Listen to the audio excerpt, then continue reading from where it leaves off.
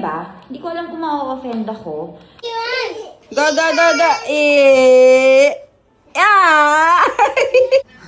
Ivan! Good morning! Ang laki naman ng tsalo mo, anak ko. Bye-bye, Ivan! Late na si Chalo, jaldi-jaldi. Tama daw. Belt Mardes, oh. Oh, joy.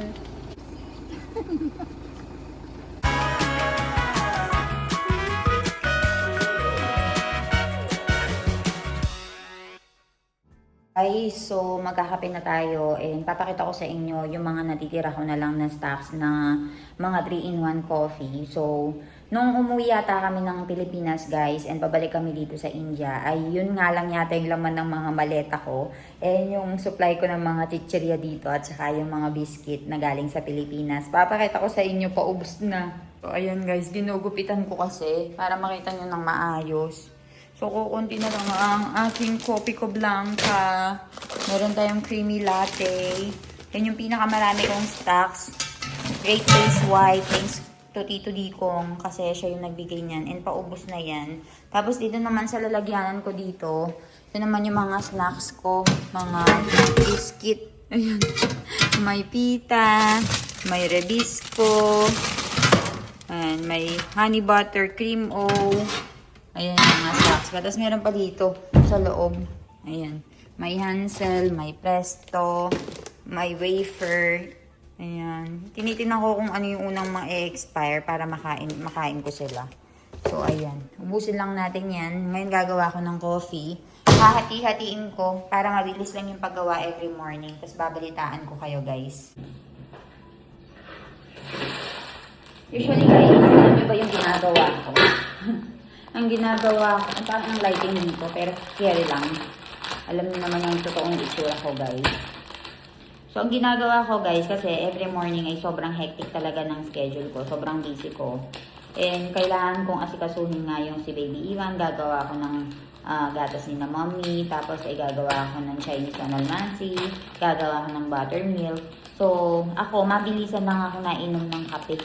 So, kapag nainom ng kape, dapat ready to. Hindi kailangan kuhanin yung box, hindi kailangan kuhanin yung butasin yung kabila. So, ready na ako guys. And ito yung pinaka-paborito kong kape, creamy latte, saka yung Kopi Ko Blanca. Ang dami nito guys, merong Kopi Ko Black. Daming pinadala ni Tito Digong talaga. Hindi ko lang nadala kasi naubusan na ako ng space guys. And maximize na yung kilo ng luggage ko. Hindi na nga ako nakapagdala ng Pancit Canton. Pero okay lang kahit di ako nakapagdala ng Pancit Canton. Kasi may nabibilhan naman ng Shin Ramyun. So yun na lang yung in-order ko instead. Gusto ko din naman kasi yung Shin Ramyun. And also, alam nyo ba? Hindi ko alam kung ma-offend ako. Kasi, di ba nauwi ako ng Pilipinas and may mga fans or mga followers. Yung mga kaibigan natin dyan. Kayo, yung mga subscribers guys. Pag nakikita nila ako, lagi na lang sinasabi sa akin, Elaine, ang ganda mo pala sa personal. Sabi ko, Shucks. So, ibig sabihin, pangit yung itsura ko sa camera. Pati yung asawa ko, sabi niya sa akin, hindi daw ako photogenic. Anong magagawa ko? Mas okay na yun na maganda sa personal, guys. Sabi nila, no? Mas okay na yung maganda sa personal kaysa sa maganda sa camera pero pangit sa personal, di ba? Ayun. Parang nakaka-offend. Ma-offend ba ako, guys, na sinabayan nila akong maganda ako sa personal? Parang sinasabi nila na ang pangit mo kasi sa camera. Sobra. Mula nung, di ba 5 years na ang gumagawa ng mga vlogs. Nung kasagsagan namin, guys, talagang yung maraming nanonood talaga sa amin. Nung nagbakasyon kayo sa Pilipinas, ang dami talaga. Every time na may makikita talaga sa akin, uy, ang puti mo pala sa personal. Uy, ang ganda mo pala sa personal. Lagi nilang kina-comment. Dumating na si Sonalmansi, gagawa ko ng shiny Sonalmansi. Kaya yata Sonalmansi, Keter? So, ayan guys, tapos na to. Gagawa lang ako ng shiny Sonalmansi. Babalitaan ko kayo. So, ayan na, hati-hati ko na. Ayan ang Sonalmansi. Basan ko tawano? Kakarating lang ni Sonal Masi, guys. Yan, nilalagay niya itong mga utensils dyan sa loob ng cabinet. And ako dito, ilalagay ko na sa plastic itong mga to. Tapos magpapakulo na ako ng tubig. Nilalagay ko dito, guys, para mabilisan. Actually, nandito pa yung mga coffee ko na binili sa Vietnam. Ayan, meron tayong coffee sa Vietnam pa yan. Instant specialty coffee. Pero, mas bet ko yung coffee natin na 3-in-1. Ito, ano to? Classic. Yan, iniisa-isa kong pinakain dyan, guys. Nalalagay ko dito.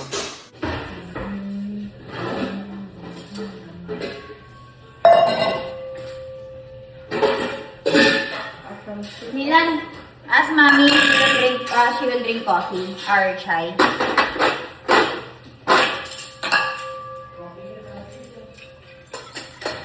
Ayun guys, magpapakulo na ako ng tubig ko for my coffee.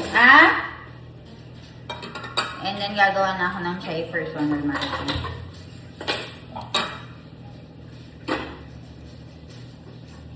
So, ganyan lang yung routine namin dito, guys.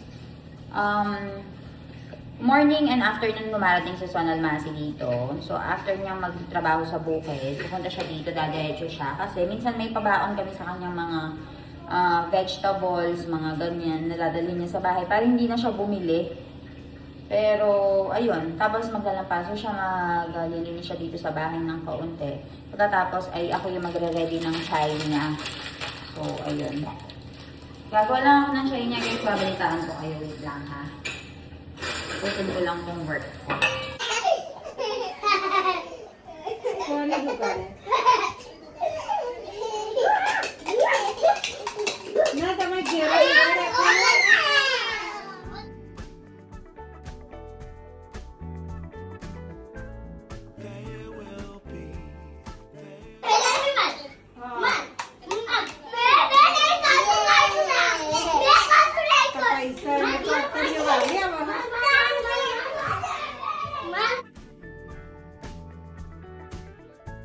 Can't really be enticed, although it's very nice. In my space, I feel most comfortable. Tignan nyo naman guys, ang gulo-gulo nila. Bye good yan eh.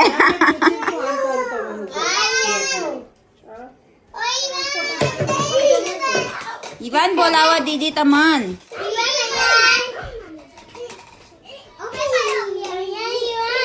Ga.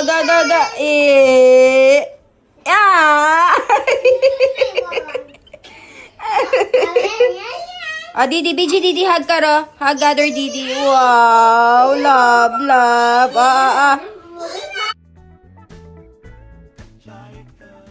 Hug.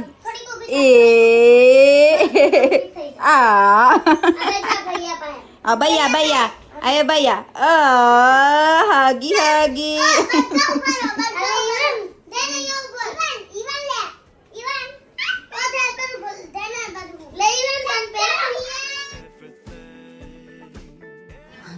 Ivan, good morning! Ang laki naman ng tsalo mo, anak ko. Oh, Ivan. Uy, Vero. Vero, so papor. Guys, good morning sa inyo. So, naka-ready na si Baby Ivan. Papasok na siya sa school, guys. Ayan. Ang aga-aga pa lang, 8:31 pa lang, guys. Pero, ay, naka-ready na siya. So, ayun. Tingnan nyo, kinalat niya to. What is that, Boo? Water? You want to drink water? Water, please, mommy. Gandu. Gandu means dirty. Gandu daw, guys. Guys? Gandu, guys. There's Jano over there, guys. Oh, pinapakain niya pa, guys. Oh. You want to drink? Kauraw dyan, Foy. Go and share, Foy. Go and share, Foy, please. Go share, Foy, please. Sharing is caring. Ivan, batay na. Go and show Foy what you're eating. Go and show Foy what you're eating. Show. Oh, bopre. Go and show the color to Foy, please. George, Adidi. Wow. Girl. Girl. Guys, tingnan nyo si Baby Ivan. Pinapakita niya yung Yung pangit na pag-color niya. Papakita ko sa inyo yung ginolor niya, guys. Actually, binili lang namin yan kahapon. And dahil binili namin kahapon, maghapon niyang kinoloran. First time niyang mag-color. Kaya papakita ko sa inyo yung result later. Ala, who is there waiting for you to do flying kiss? Flying kiss. Bye-bye. Bye-bye. Bye-bye, Foy. Chalo, bye-bye. Where's your bag? Oh, let's go, let's go, let's go. Let's go, Ivan, let's go.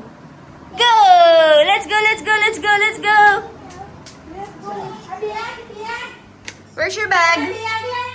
Go and get your bag. Peep. We'll go for peep, peep. Bye-bye. Bye-bye. Guys, ayan. So, hahatid siya ng mga biyanan ko ngayon. Tinitignan namin kung saan siya mas magiging comfortable. Bye-bye, Ivan! Bye-bye! Ah! Pachard! Mama Pachard, let's go! Ian will go to school. School! Pachard, school. Ian, yes. Let's go. Chalo, let's go, jaldi. Chalo, dada. School jaiye, school. Late, chalo. School, jaldi, chalo, late. Chalo, late kasi. Champal no. Oh, pinapasuot pa ng slippers ah. Chalo. Uwa pre. Bye Ivan. Late tase chalo, jaldi jaldi. Chalo Ivan, late tase, jaldi jaldi. Jaldi jaldi, late tase. Oh, where Ivan will sit? Open the gate. Open the gate, please.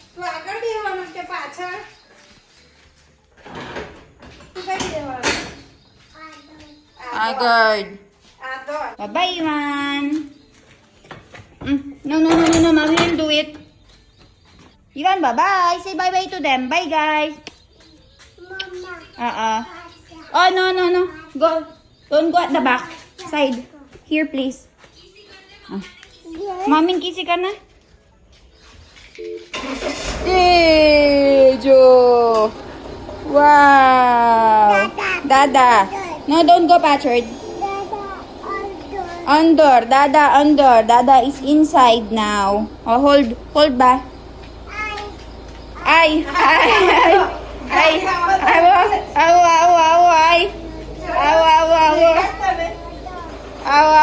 Chalo.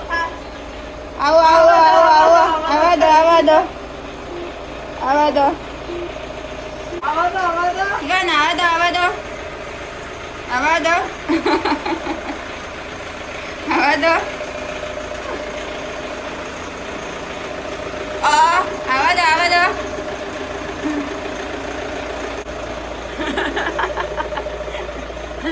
Tignan nyo guys, alis na siya.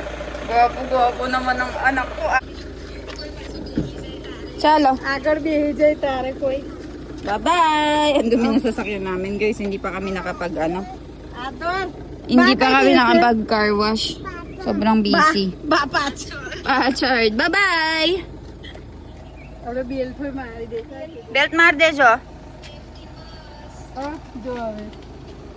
Ina bag jore nahi pauto. Yes, Mama will come, chal.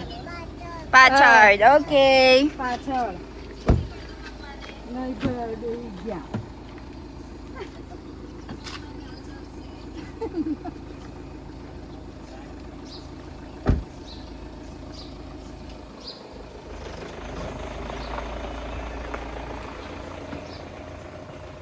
Guys, nakaalis na nga si na Baby Ivan and ako naman ay magsasampay na ng mga damit dito. So, ayan. Guys, so ayan, natapos na ako magsampay ng mga damit. Nakapag-settle down na ako dito. And ngayon ay nagtatrabaho na ako.